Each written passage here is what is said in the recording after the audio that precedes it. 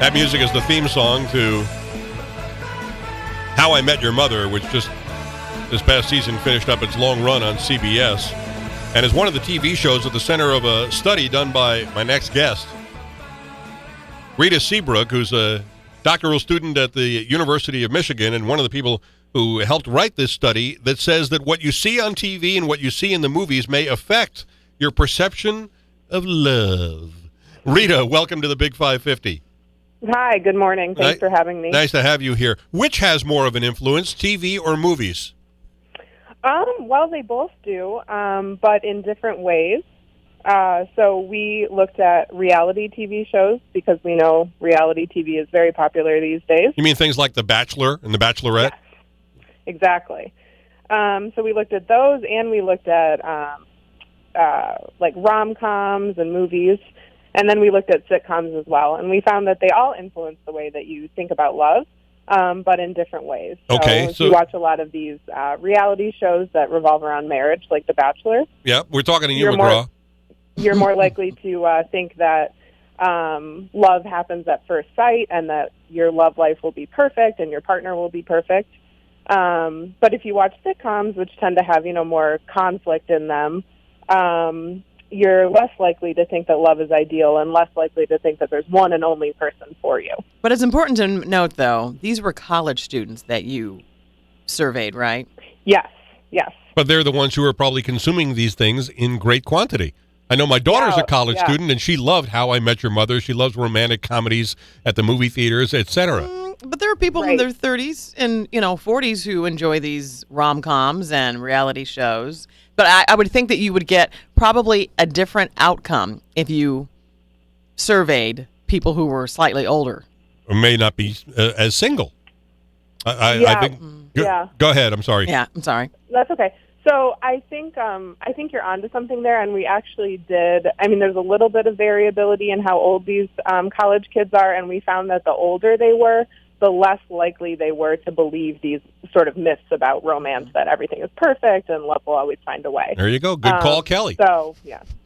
Now, I'm curious about this because if you watch a sitcom like How I Met Your Mother, or even going back to classic sitcoms like Cheers, there is a romantic element to them. But in many cases, it takes years for that romance to come to something. Even on The Big Bang Theory, which is the biggest hit on network TV, Leonard and Penny did not get together in the very first episode. It took them quite a while to develop a relationship, and, a year or so went by. Whereas if you go see a romantic comedy at the box office, as long as Adam Sandler's not in it, you're gonna see them fall in love in 90 minutes, and they're over and done with. I think that's a great point, and I think that's exactly what we found in our results, that with sitcoms, as you were saying, it takes a really long time, and there's a lot of trials and tribulations within the relationship. And so we don't see this endorsement that everything is ideal and everything will be perfect. And then in the movies, people who watch a lot of these movies, they tend to believe that love finds a way, which means that love can overcome any obstacle. And I think that's exactly what tends to happen in these kind of movies. At first, it's usually a man and a woman, and they usually don't really like each other. But then somehow, he wins her over, or she wins him over, or whatever. So I think, that's exactly what we're seeing. Rita, go ahead. I'm sorry, Rita. Who? I'm sure I know the answer to this, but who in the surveys? Who do you think is more easily influenced by the outcomes of romance, males or females? Well, that's a great question. So we actually found that these results were true for both men and women, but I do think it's important to consider that a lot of these genres are marketed towards women, especially the marriage-themed reality shows and the rom-coms. So I think that we might be seeing more women endorsing these ideas, but we actually found that men tended to believe these ideas more strongly than did women.